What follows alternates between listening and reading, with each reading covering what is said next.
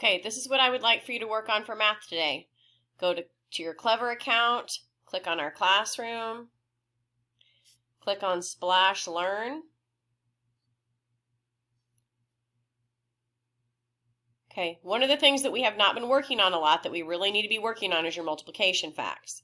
So if you scroll down here and you click on Math Games, I want you to play Wilda's Wonders, which actually is perfect for right now. It has a pumpkin and it looks like a witch and I can't really see what else.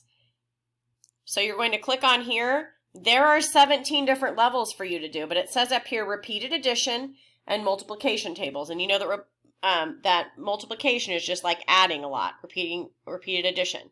Okay, so I want you to work on that, and if you finish that, you can look at the next thing to do under math, but you're going to do your Splash Learn, Math Games, Wilda's Wonders first.